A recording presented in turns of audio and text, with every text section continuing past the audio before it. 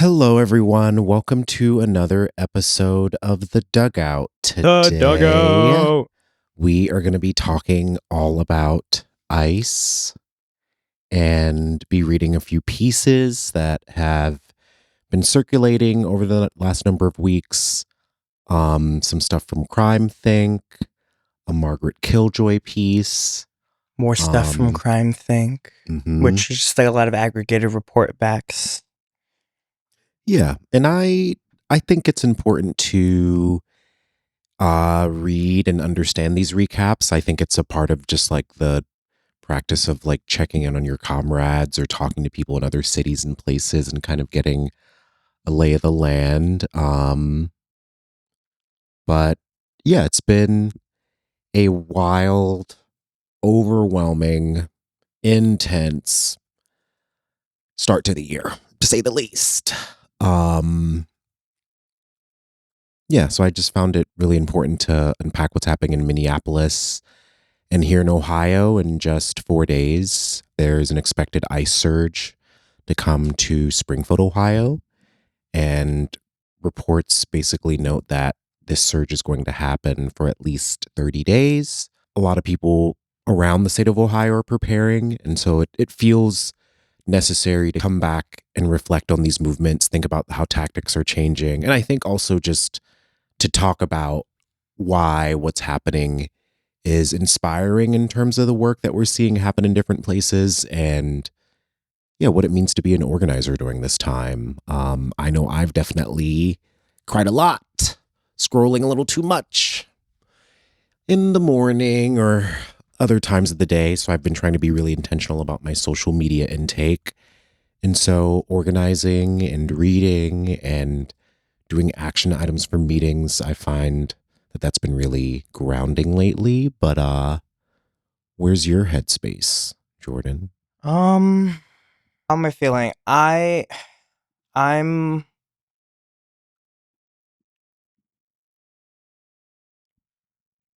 feel like trying to find different ways to justify what I'm affirming in myself and whether or not the ways that I've been going about the things that are important to me are like, do they demand a different approach? Like I think it's a time of, I feel like you said it perfectly a couple days ago, of like realizing I'm in a moment of another before. Like before I got tear gas for the first time, before I went to my first protest, before I got flashbang, before I watched somebody die. There's so many different befores we have to go through.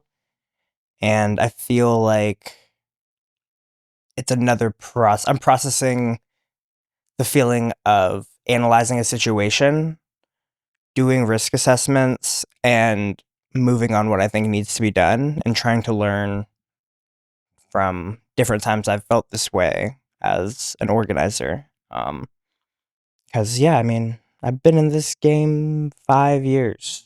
Like, it's not like I'm a veteran organizer, and I do get treated like that sometimes in a way that I always felt, and some of my peers always felt, was weird. And I also think it's weird at times because I'm just, and other people will look at my confidence as if it is an assertion of expertise. And I think that and other things are things that I'm trying to process and work through. And still, and as other times in other years, as I've tried to process and work through that, I've diminished my own capacity to work in collectives or to work in things. So I'm trying to be more open and vulnerable and letting the conditions help shape more actively the kind of organizer I need to be, or I feel like I want to be, or have the capacity to be in this moment.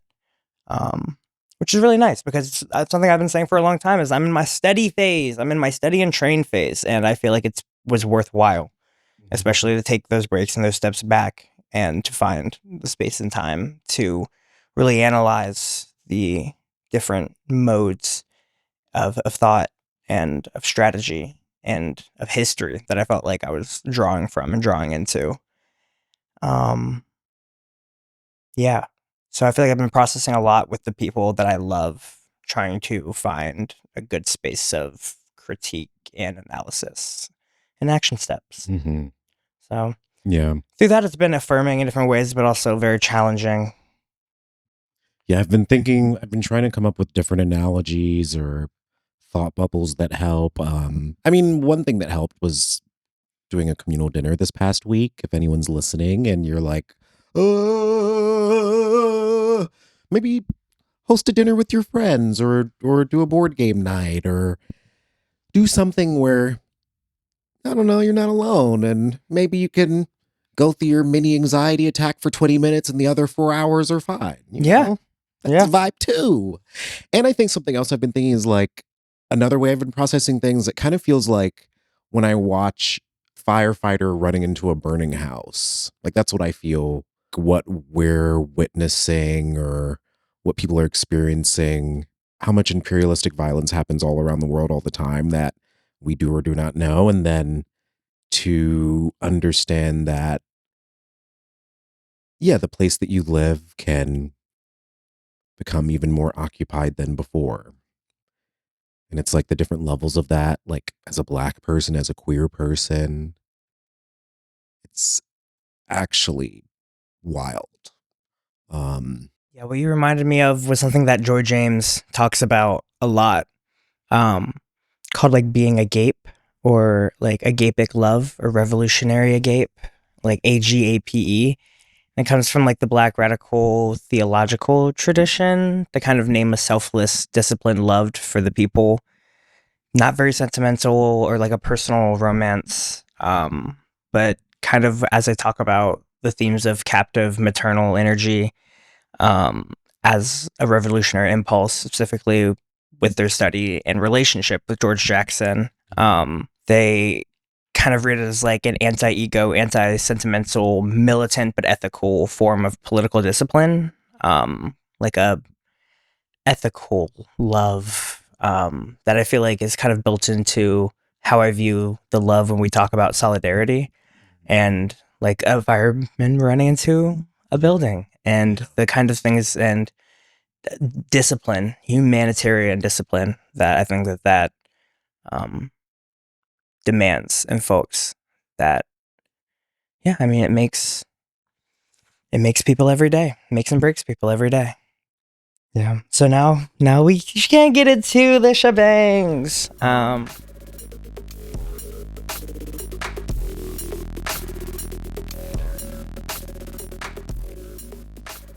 So the first thing we'll read from, and all of these readings will be linked in the show notes, is this first one is going to be a piece titled Rapid Response Networks in the Twin Cities, a guide to an updated model.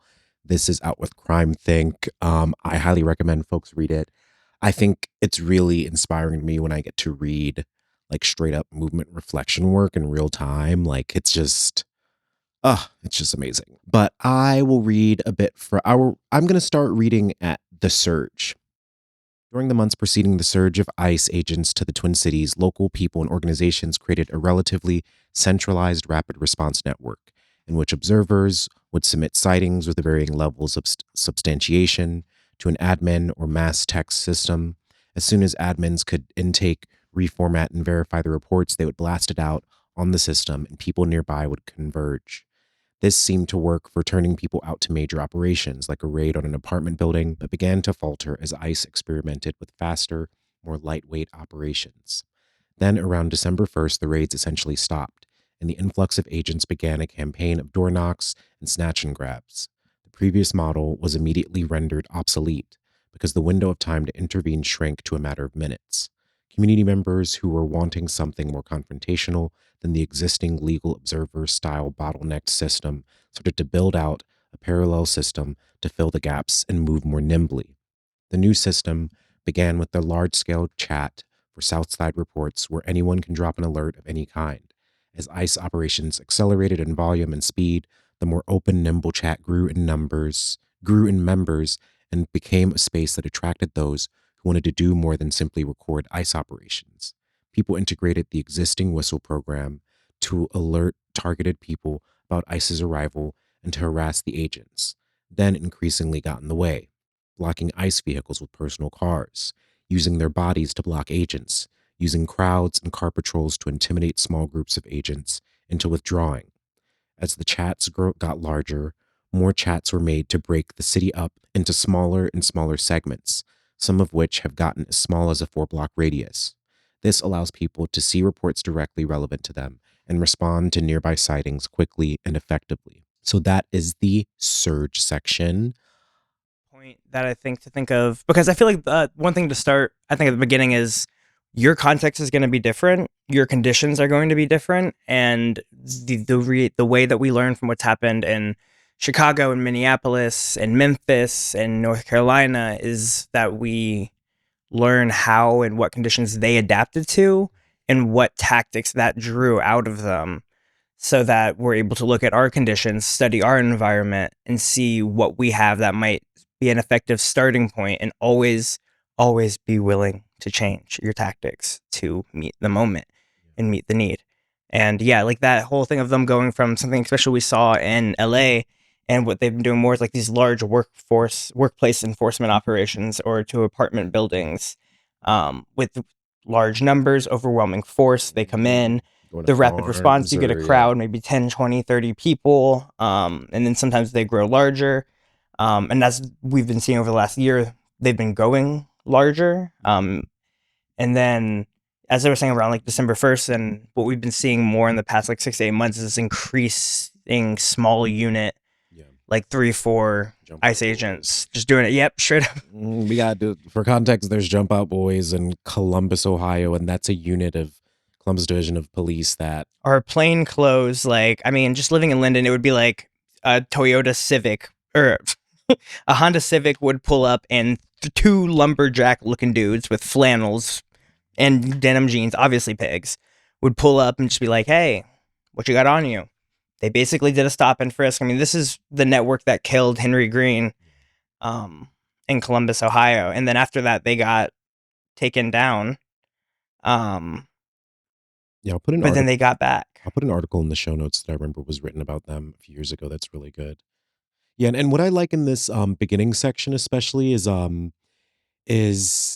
yeah, in organizing you need to have enough verifiable information to analyze and change your tactics accordingly. So people analyzing what's happening in another city and just applying it point blank period to their context, that you could be shooting yourself in the foot in a certain way. And so I think it's really important to really look at the patterns at the way that the state is moving and adapt how people are reacting and give people more opportunities because I do think the time thing is very important. And I feel like if you're just operating off of a model that you think is working or it's worked somewhere else, you don't really adapt to like actually understanding what's happening right in front of you, which I feel like with the encampment movement here in 2024, I feel like that was one of the mistakes I sensed, like people applying things from other contexts to here and then it not really helping people overall. I really like the next thing that they have going on is seen on a report back from the counter surveillance efforts that are happening, which I think every movement should have their own intelligence network. I mean, I think it's a great way for the people to tap into the rear guard, logistics bases, and things like that. I just think it's also a place for people to always remember not to become the secret police of the movement. Anytime you make an intelligence network, because that's what happens to a lot of revolutionary intelligence networks, and do not also cede that labor to people who are more willing to do it and do it vertically organized instead of people who are more willing to do it horizontally organized. So I enjoy that they talk about their counter surveillance, especially in this language. So from the counter surveillance part, they say, quote, these networks have benefited greatly from a program of counter surveillance at the local ICE headquarters, the Whipple, a federal building in Fort Snelling on the outskirts of Minneapolis and St. Paul, has long been a regional headquarters of ICE, having previously housed other federal agencies. The complex is located across the street from a National Guard base, down the road from a military base, and next to the preserved fort itself. The fort sits on the sacred site of the convergence of the two rivers, Bidote. It was one of the earliest sites of colonization in the area. At one time, it was a concentration camp for holding native Dakota people. The Whipple includes offices, processing and detention facilities in the basement, and a sprawling parking lot. Community members identified this complex as a key location over the summer, and they have maintained a presence there since August. The building is hemmed in by 2 state highways, 2 rivers, and an airport. With only 2 vehicle exits, tracking ICE vehicles entering and exiting the facility is easy.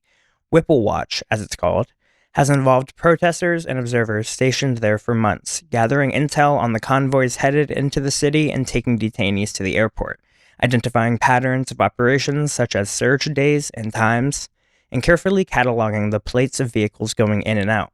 This database of plates getting near constant daily use, enabling rapid responders on foot and in cars to confirm known ICE vehicles in real time. ICE has begun swapping out cars and plates throughout the day to undermine this counter surveillance, but the volume of submissions pouring in is only growing. Whipple Watch describes their goals as threefold. 1. To provide an early warning system about surges and convoys to the local rapid response networks. 2. To gather data with a special focus on the license plate database. And 3. To ensure that ICE knows they're being watched, even on their own turf. The Whipple Watch is undeniably succeeded in achieving these particular goals, even in the face of a hostile militarized force. The next section is titled How It Works. Each chunk of the city, South Side, Uptown, Whittier, and so on, has rotating shifts of dispatches who admin a running signal call throughout operational hours. Sometimes multiple dispatchers overlap to split up the extra tasks of watching the chat, relaying reports to other channels, and checking license plates. Dispatch also helps people evenly distribute patrols across an area, take notes, and assists people through confrontations. All patrollers in calls and on foot stay on the call throughout their patrol. There is a constant flow of information, allowing other cars to decide whether they are well positioned to join in, take over the tailing the car, or continue searching for additional vehicles. Since the structure has divided up into more granular neighborhood-based zones, people in many areas have developed a daily chat system, with chats that are remade and deleted each day to keep them clear and not maxed out of participants, as the maximum number of members of a signal group is capped at 1,000. Various areas of the city and the suburbs have replicated the basic structure of this system, but with slightly different models, chat structures, vetting systems, and data collection. A data collection team collects anonymized data submitted from Whipple Watch and many of the local rapid response chats, aggregating them into consumable formats such as interactive maps of hotspots. This team also admins the searchable database of license plates sorted by confirmed ICE, suspected ICE, confirmed not ICE, and other categories. Additional place-based chats have emerged around school systems, faith communities, mutual aid grocery deliveries, and the like. Another development was the Neighborhood Networks intake chat, which acts as a clearinghouse for incoming volunteers. New people from anywhere in the city or anywhere in the state of Minnesota can be added and oriented to a list of chat options, and admins will add them to the open chats or connect them to the vetting and training processes for the more closed chats. Most recently, dispatchers have experimented with a relay system in which patrollers who tail vehicles to the edge of their zone can communicate through dispatch across chats to pass off the vehicles to a patroller in the next region. This allows the patroller to remain in tighter and tighter routes, which they can swiftly come to know intimately well in order to navigate them better than any ICE agent. Finally, Spanish language relayers copy ICE alerts from dispatch calls in local chats, translate them, then send to large Spanish-based Signal and WhatsApp networks. What looks from the outside like an over-formalization of chats for different kinds of information, or else like too little structure in the completely open calls that all patrollers for given zones join in simultaneously, coheres into a tightly effective, self-organized, and well-maintained communication ecosystem. Information moves reliably across scale through the chats, and dispatchers and patrollers quickly adopt cultural practices that enable them to avoid talking over each other and to relay information in a clear and organized manner. Volunteers self-select into shifts of varying lengths, deciding what routes to run based on their knowledge, skill, interest, and availability. This system is constantly shifting, highly adaptable, and somewhat difficult to explain to outsiders, but surprisingly easily to integrate into, once you get over the shock of receiving over 1,500 new messages per day. Real. End quote. That last line is tea, honestly. Yeah. That's why you learn to put certain things on mute, but check it. Yes, absolutely. And I mean, Word from the wise. and if you're a rapid responder, don't put your rapid response chat on mute. Mm-hmm. Yeah, I think I wanted to, at least this piece near the end, about like how, like at the end they're telling people like we still need to adapt. Like don't just copy this Twin Cities model, learn from it. And at the end of it they say, quote, few of these conditions could have been predicted in advance. The only way to adapt effectively was to nurture an open, invitational culture that encourages taking initiative and welcomes self-organization. We cannot overstate the importance and the courage pouring into the streets of the Twin Cities. It can be easy to write off rapid response networks because we know that simply filming and observing this accelerating campaign of violence is not enough. Many networks across the country have demobilized themselves before they even got going by trying to rigidly control what their participants could do, despite widespread willingness to escalate. Trainers often preach non-interference. Some rapid responders police each other in the streets for throwing projectiles or even yelling. In some cases, this comes from a self-preservationist fear about repression targeting the NGOs involved in rapid response.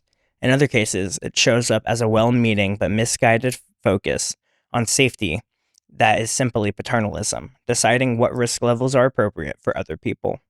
What do you think of the whole what do you think of like that discourse that it mentions, like whether or not to intervene or don't escalate or be annoying to the ICE agents versus not? What would you say to someone who's like, we have to be careful, like, oh my God, like It it reminds me of like what they were saying about like the courage is necessary, but also I've been reading a lot about the Spanish Civil War recently, and something just about doing actions like this is morale is very important. Enthusiasm and the willingness and the volunteerism is what's going to get us through this. Like voluntary self association and voluntary association, bing, bing, bing, is going to get us the labor and the will that we need. CrimethInc also has this other article I want to read from a bit that's called "It's Safer in the Front." That I think kind of hits this energy as well. In that, like, if we're enthusiastic and militant, then we don't become a predictable force to the enemy. I think because it's also tactically, I think something that doesn't work because we become a predictable and then manageable force, and that's very oppositional to the point of it. And yeah. some people even like at rallies and protests are like, oh, we're letting the cars turn before we can, like, we're supposed to be shutting down the streets. Why can't we do this? And I'm like, yeah, but we're at a rally. Not every rally is the most militant. If you wanted it to be the most militant rally, then take a section of the crowd and try to go lead it to go do some militant shit. Folks will follow if they want to. Yeah. I've seen people try to do that and fail. I've seen people try to do that and succeed. Yeah. It's one of those things of like, can you organize it to happen? Because this individualistic cry, I think, is something that ends up demobilizing a lot of the left. And something that David Graeber called the loser left. We don't think we can win. So we don't have the energy to actually pull through on anything because we're not working with the commitment that we will win. Yeah. Yeah. And from reading this report back again, I think the part of like the counter surveillance stuff too is like I feel like when people act within a certain realm of safety, respectability, tactics, whatever, I feel like people then inadvertently restrict themselves even on a counter surveillance level. It's like if we're not even going to be doing all this intervening, why even like know where they're going to be staying or what their shifts are, what hours they're doing and what cars? Like, and I think I argue against the other side when people need more information, and the more information you have, the more areas of antagonism become possible. And I feel like that is so important, especially if you can literally stop someone from being kidnapped. Because, like, what? Don't get Not taken even to by the state. It's don't just get like taken to a don't let third them take you location. somewhere else. And Yeah, you got first 48. Isn't that a yeah? yeah. So I guess I think about that, like, and maybe I'm obviously triggered by all of this, but I think how can people not want more information to figure out what more can be done? I don't know what it is for people, but I know for me, it can feel like being stuck or not knowing what to do.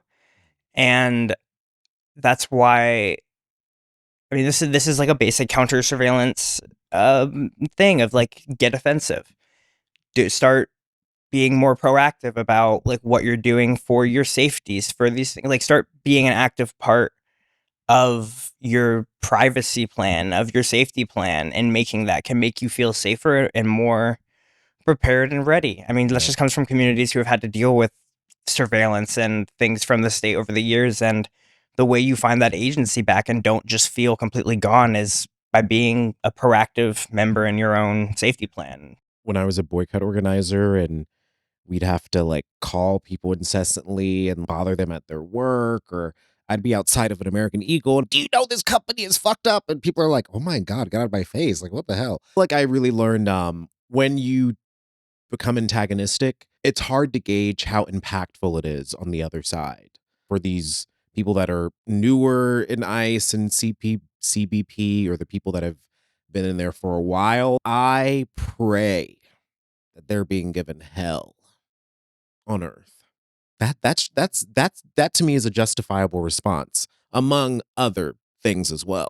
I think that's something to really defend, and reading the amount of flexibility and voluntary association that people are really pushing for, and seeing how sustained the work there has been in various cities. But I mean, like, this ice surge has been in Minneapolis for like what, 2 months at least, or like it's Yeah.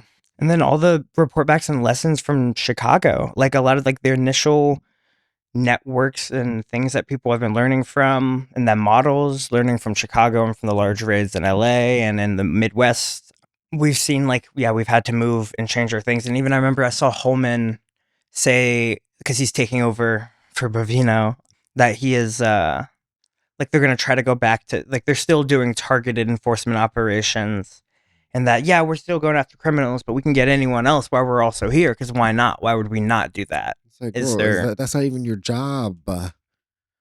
Well, I mean, I think it Whatever. is. Their Yeah, job it's is whatever it is, fascism. whatever they, yeah. A great reminder that, y'all, I'm just a month older than the Department of Homeland Security. This has not been true for everyone's life. I have lived when it didn't exist. I had to remind my Not- brother that I was older than gay marriage becoming a thing. Oh yeah, yeah, And yeah. it blew his mind. He was like, "What?" And I was like, "Yeah, That, no, yeah, it used to be a lot worse." that happened in my lifetime. I remember Don't Ask, Don't Tell. And these are why some of the reasons we're getting such this large fascist backdrop, like up through, like especially the cultural revolutions of the 60s and 70s, and the way that it had to go underground, and the way we're seeing it resurge, and like the networks and the logic and this like logistics and networks are what survived from there to keep the people that went to prison facing repression alive in prison and able to get this information out to us. So I think the thing I also push back against when people want to do a smaller set of tactics, the state is trying to break people, break communities. It's using white supremacist lyrics, agendas, phrases to recruit people. And whatever the fuck this phase of all of this is, it needs to be understood to the highest degree possible, because whatever this is right now is one of however many stages of whatever the state plans to do. Each step of the way, like, I don't know, I think it's important to remember that, and that compels me at least to want to understand all of the different ways that people are resisting. And it can be front lines, mutual aid, or anything. Like, I think it involves a range of things. If you don't want to be out in the streets doing this or that, deliver food, or do childcare, or um help do media or comms or counter surveillance or whatever it may be. But as fascism really tries to further and further materialize itself, what is in resistance to it has to materialize itself even more. And I think the less tactics that are used, the more I think the masses will inevitably lean on the state to come in and help. That's just not what I'm expecting at all. yeah, Yeah, and I've been even more and more obsessed with trying to figure out what it was like for like Spanish anarchists and socialists to have to like shoot fascists next to cops, and how even tumultuous that was. And like that's what leads to it being a possible revolutionary moment, is that actually the cops will not until the last moment, and then you have to raid the barricade, and then a day later the cops are like, okay, shit, the fascists are here, I'm going to join the barricades that the anarchists and people set up.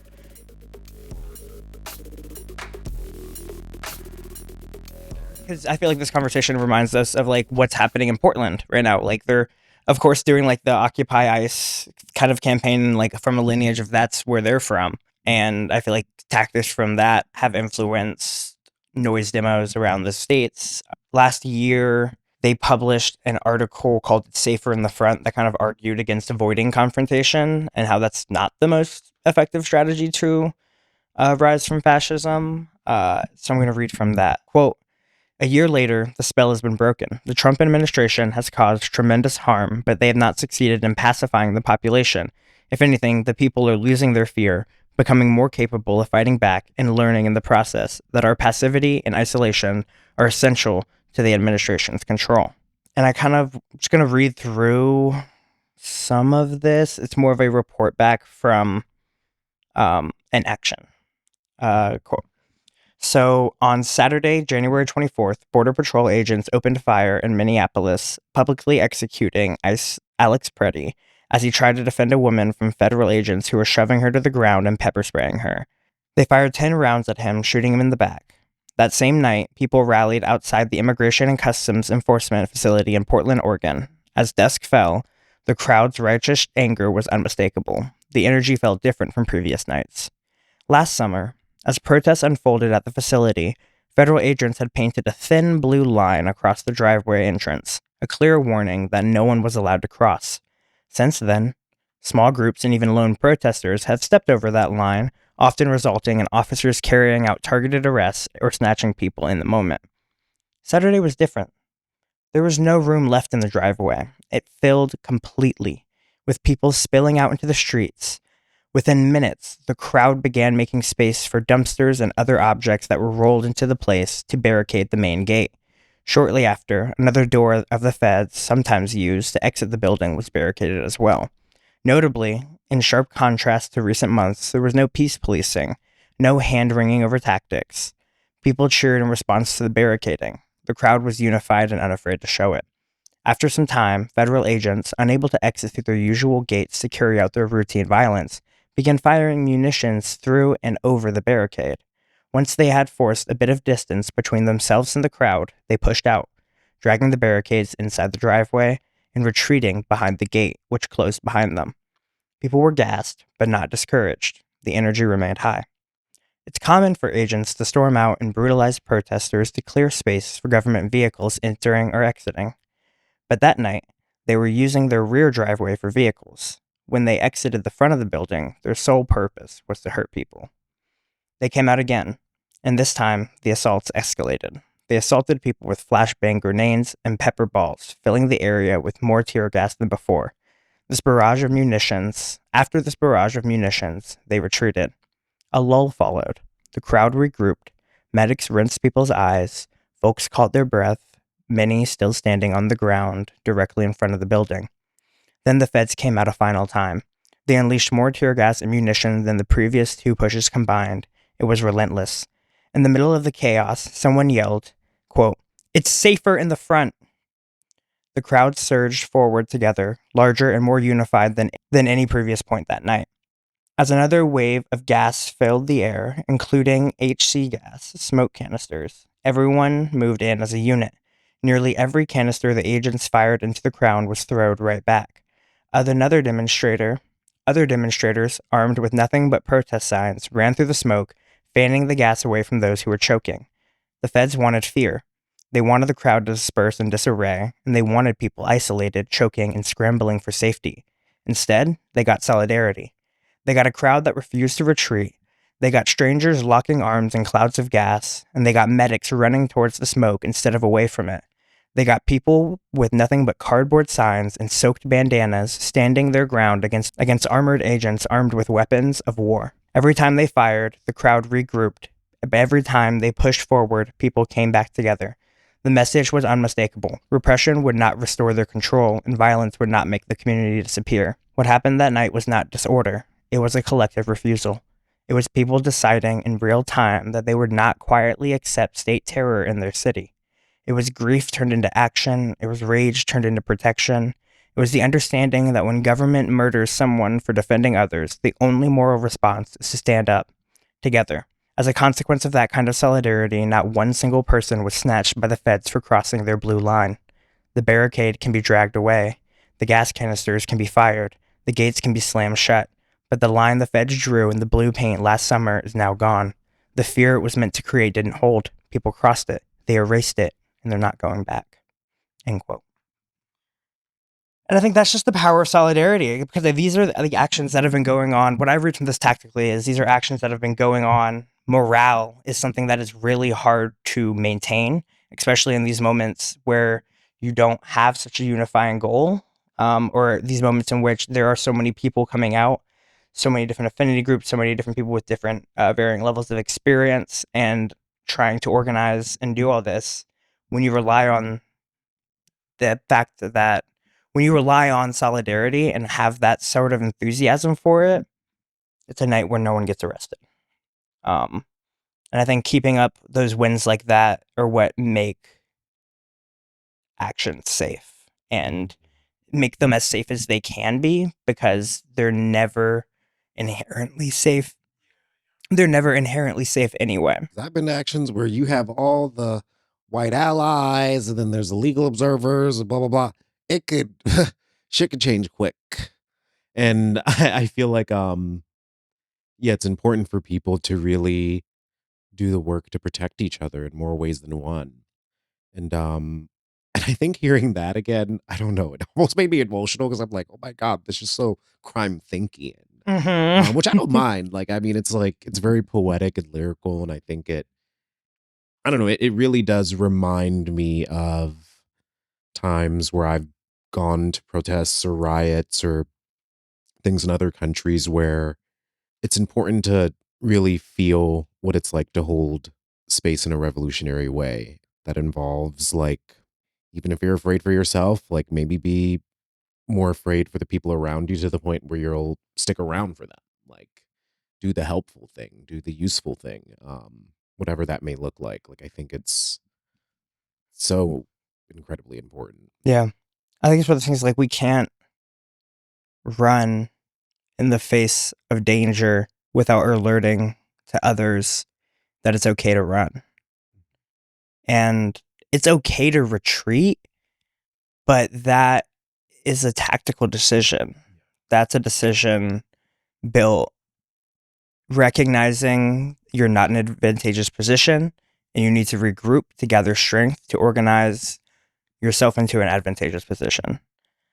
And yeah, and all that, I think, like, comes up from keeping the morale up, having the enthusiasm, and like this level of volunteerism of people willing and to commit and say, this is what we will not stand for this. Yeah, and it's giving that value. I think, like, valuing yourself enough, valuing the people around you enough, because that's why volunteer labor, it's free labor, but you get something from it. You're investing your labor, you're getting a value, and that value is better quality of life. That value is sustained relationships that can absolutely build and give the sort of mental and physical fortitude that you need for good health in many different ways. I have some takeaways from another CrimethInc article from their noise demonstrations of keeping ICE awake. They're just at the bottom. I recommend folks go and read the whole article, but I just want to read from the takeaway section at the end. And just again, this is the CrimethInc article, the noise demonstrations, keeping ICE agents awake at their hotels, and a model from the Twin Cities from January 27th, 2026.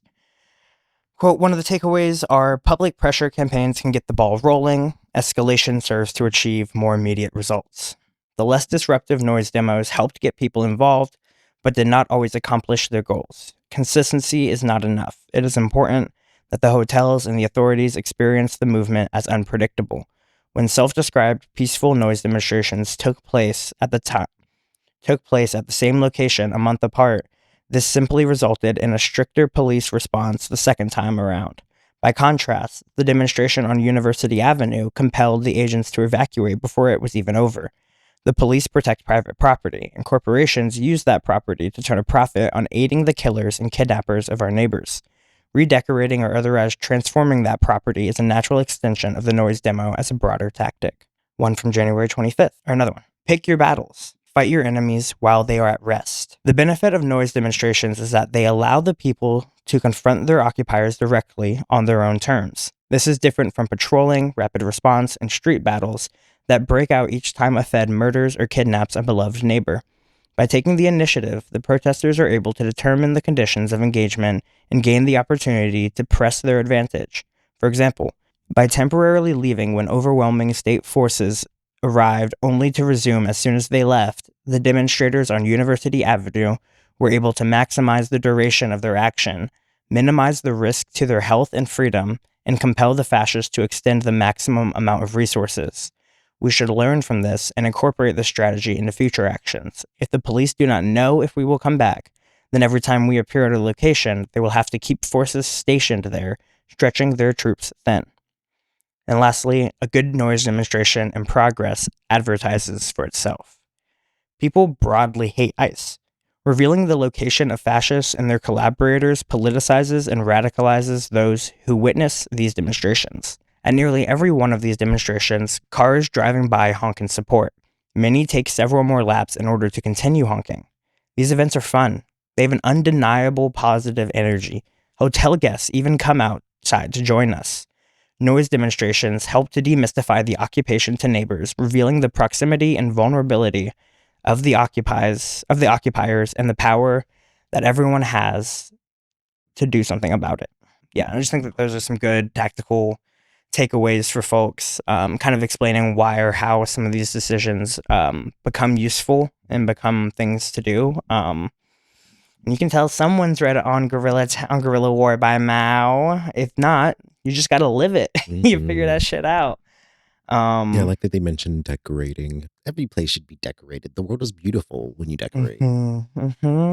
It's important to look at a tactic and to understand all of the different ways that it can be altered or flexible. Because I think so many people might go to a certain kind of tactic and really just do it one kind of way, but escalation is important, spontaneity is important, and then also like feeling more autonomous in the actions that you're doing. Because I do think the classic march rally in the way that is so often pushed, I don't know, it can be very numbing. So it's important to like spice things up. And one thing I really appreciate from CrimethInc over the years is that they just like constantly try to get people to not demobilize themselves. And they get a lot of shit for it, but I think it's justifiable in a moment that we have to push back against. Because one thing I love from this moment and some of my takeaways from that is that like we can't let the fact that bigger organizations or organizations that we don't fuck with stop us from going out.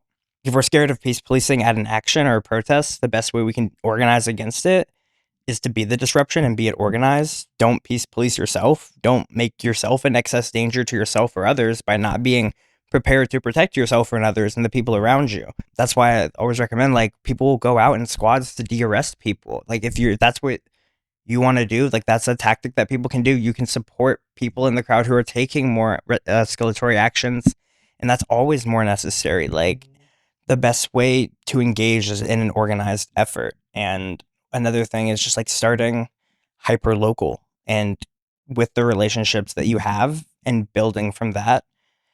I feel like if everyone does this, we erase some of the geographical and ideological gaps that can lead to logistical friction and things not working out as well. And also just recognizing like you're not the only one doing something. You're not the only one who's hurt, scared, afraid, has questions. So always be willing to voice that. Start from your own questions and ask those because every question is worthwhile because it's a gap of information or a point of clarity, and points of clarity keep us at a consensus-based level of operating so that there's less frictions when things hit the fan because shit is hitting the fan. I found it's really important and just helpful to hold or host opportunities for people to learn more, to get more resources, doing like a whistle kit packing and event. And I did that recently, and people came together and we talked about resources. And it's important to have many different arenas where people can get involved. And that's where I think, like, especially voluntary association is so important. But yeah, like educational opportunities, spaces where people from different backgrounds can kind of engage on the same topic or issue. And one of the points of organizing, I mean, is to bring people together. So part of that is showing up.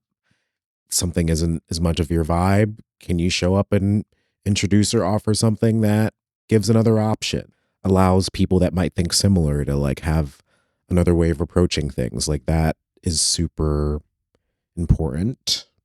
Yeah. And looking forward, I just really hope that people are open enough to figure out what they're passionate about, like what kind of work compels you. And really, I am not relying on things going back to whatever it was before. Our capacity to resist is going to have to grow. That can be scary, but it can also be really fucking exciting, because I've had two dads be deported and this shit will not stand. Yeah, I think it's one of those things that a lot of people are touched by this.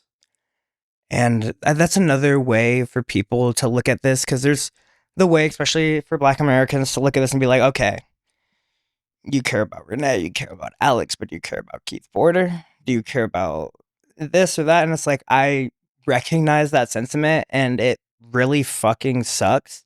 And I'm not saying we should play defense for white people, but this is, I feel like, some of the same energy as like the fuck around or find out, or, oh, well, they voted for this energy. And I'm Mm-hmm. like, and It's so, a collective violence. yeah, this is a moment in which people are reaching out, and if not even reaching out, are just there in the moments of resistance. And we have to, it's a rupture. This is a rupture in time. And we, in a rupture in political space, that we have to be able to assert ourselves as real political actors. And it's a continuum. I think, however, people are being radicalized, like this isn't the only moment for many people. And hopefully it's a part of many other things, just like this is for us in terms of like the different movements and spaces that we've been in. I don't know, especially the counter surveillance stuff they talk about. I'm like, it's about fucking time that these fucking pigs are getting followed around. And abolition and like reacting to the state, surveying it back on a catharsis level. Something in me is just happy that this work is being done, cultivated, encouraged. It's becoming more legible to people. Because, yeah, it really is ancestral, like what Black people have had to do, survive white supremacy and all forms of violence, and the work it takes to defend your family, community, neighborhood, street. Um, I mean, it's also just very telling that this kind of work is still necessary because those original evils haven't been fully defeated yet. History repeats itself. And I think it's important, yeah, with that, to understand, like, yeah, like the Underground Railroad. This is why some of what I love Butch Lee's biography of Harriet Tubman, because you get to understand Harriet Tubman as a military leader and not just as a civilian leader, which she was. Very much have to, I think, remember that framing, understand then the education and necessary lessons that we need, what we have to learn from each other. Because if there's one thing in history, anarchists love running to the front line, even if that means they leave the position they were supposed to hold. I think it goes back to, like, we have to find ways to trust each other and have solidarity with the people that have broken our trust before. And if we can't do that, then how are we abolitionists? Obviously, do it in measured things. I'm not I'm not saying go out there and give all of your information to PSL. I'm just saying, if you don't trust them, then out organize them. And don't even think about it as out organizing. Organize alongside them, because there's going to be many cells and many things that Parallel happen. play. Parallel play. Sometimes you got to parallel play with the ops. Sometimes you got a parallel park. I don't know.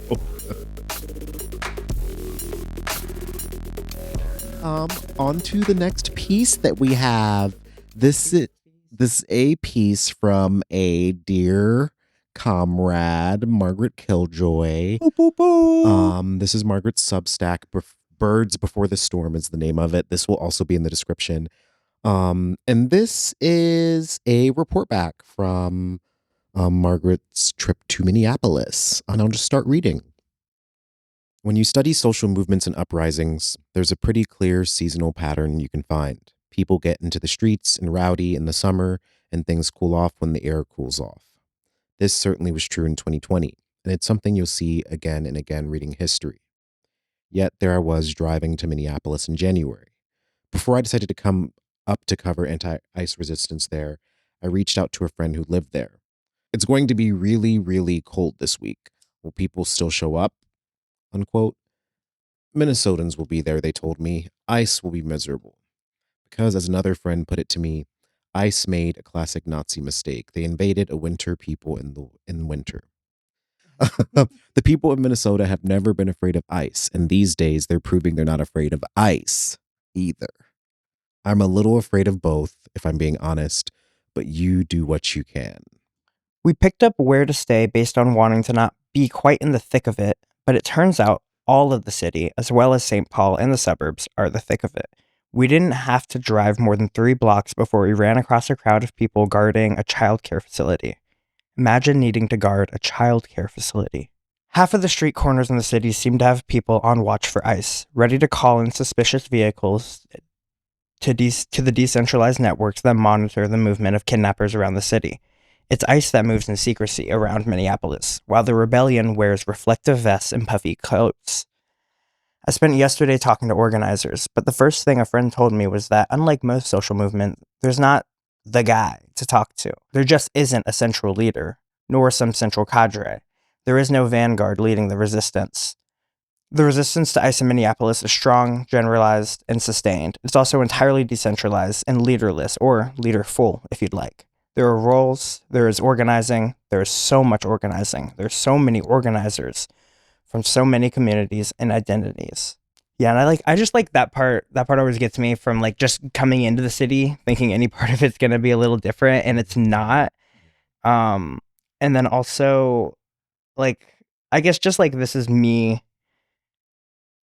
wanting to take back the word vanguard a bit more, because I feel like this is a conversation we've had with comrades here, and especially in like an anarchist thing of being like, yeah, I don't like the organizer culture, like organizers there, and I'm like, well, why don't we just say we're all organizers? Just like with Ella Baker, I do like saying this is a leader full movement and the people are the vanguard. There is no vanguard party. We're all the front line. The front line is wherever the people in the rebellion is. And for people to try to centralize the vanguard, I think is absolutely redonkulous and leads to the things that lead to why we don't like calling things the vanguard. But I think I've become more and more comfortable with it, just being like, it's just military language.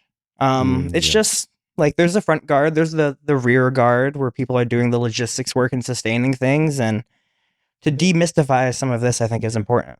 Yeah, I think of the Vanguard in many ways, but one of the ways is like the political space where like a solution is made legible, like a radical solution is made legible. But it's like there can be different kinds of vanguards.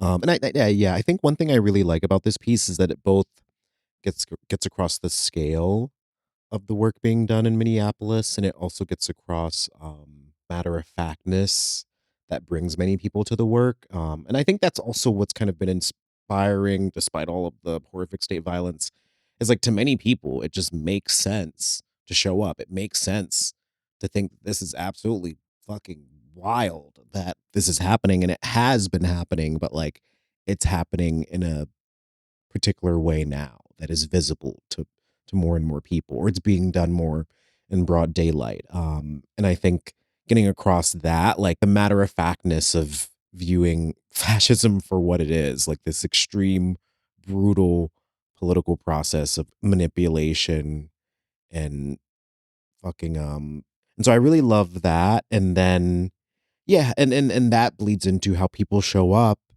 You either didn't know you'd be doing like showing up, or maybe you told yourself that you would be on the right side of history. It's making a lot of sense to people to be in resistance to what will continue to grow. The more organized people get, the more communicative people get with community, and the more solidarity. That's Margaret also wrote another piece right after this because this is something like, I mean, she felt this unity and this organizing. She was like, I need to just get this out.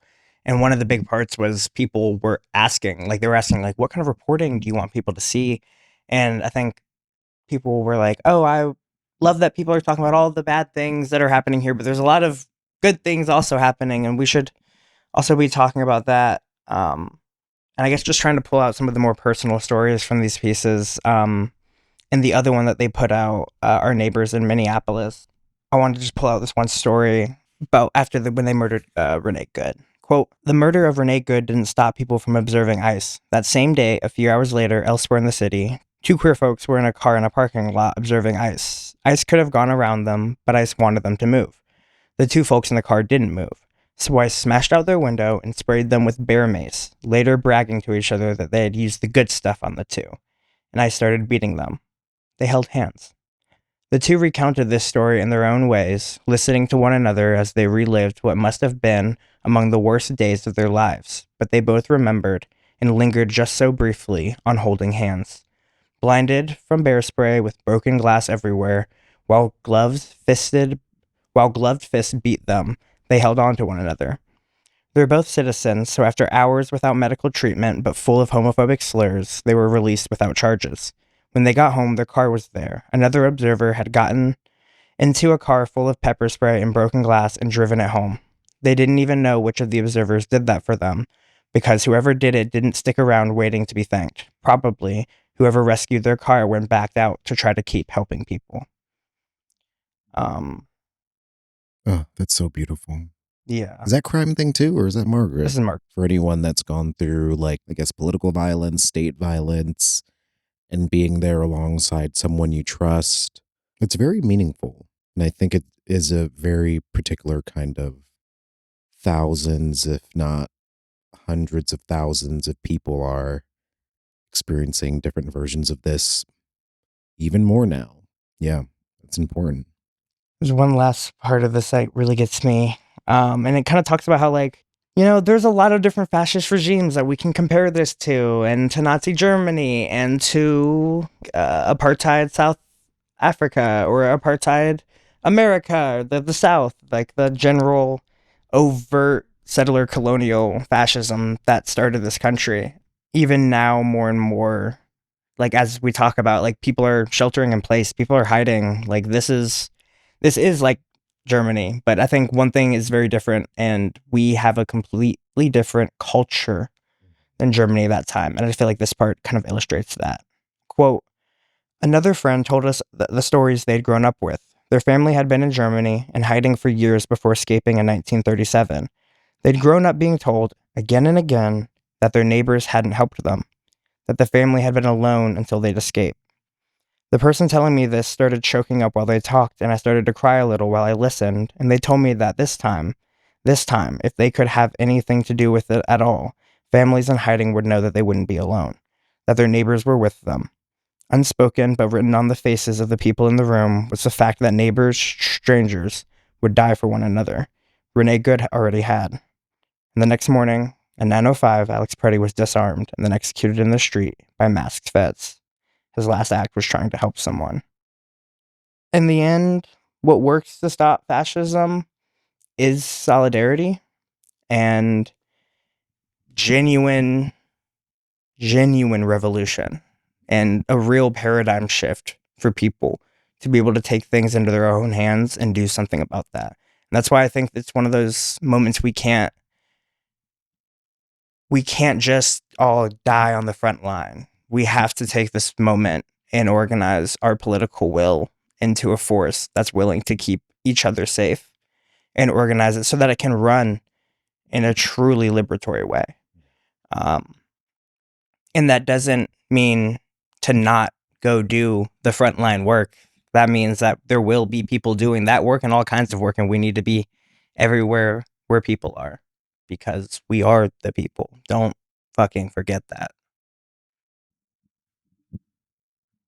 Yeah, that piece is so beautiful. Oh, Killjoy, what a good writer. Yeah, it just makes me think they killed you because you resisted. And what are you going to do? Not resist? And resistance can take many forms. Just knowing they do want us dead. I mean, the way they counted their shots in Preddy like he was a deer. And then did you see the stuff about how there was like video of CPB messing with him a few days before, but then everyone online is like it's AI because the door handle in the video is weird. Did you see So that? that's just people being weird and calling everything AI. Because that is like a confirmed, like the family knew about that. They came out and said that they've known about that because they have a list of people that they I fucked was up. confused because I was looking at the video. I was like, AI. Yeah, then this is like one of the bad things of the proliferation of AI and something that we now have to live with in our own civil war. Because this is a civil war. And this happened in the Syrian civil war, and this is happening now in the transitionary government coming up. Like, people are recycling videos from when ISIS first was in the area and calling them what's happening now. And things that, like, OSINT researchers have to, like, come out and verify and, like, are very important to, like, then look at journalists and grassroots OSINT organizations that are actually accountable, able to be held to account. That's a, like, news site that you can trust if you think that you can hold them to account in any form or fashion. I did not hear the AI claim, but that pisses me off. Because I was on Instagram and I was like, what the hell? Like, okay, well, stay safe out there, everybody. Yeah, I'm like, Stay yeah, safe, stay dangerous. yeah. They broke his rib in that video. Oh wow! Oh, And so there is like questions. I saw some reporting of people questioning like how they exactly got his, like they might have got his information through that or like through an arrest right after that. But okay, I'm gonna go and do something else the rest of my day. Yeah, hope y'all stay safe, learn your environment, get tapped in to your city, and this is reason enough to go meet your neighbors, hold a block party, hold a communal dinner. The types of relationships that you sustain not in crisis sustain you in crisis.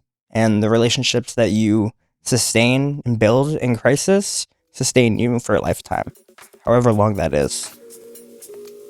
Stay safe, stay dangerous.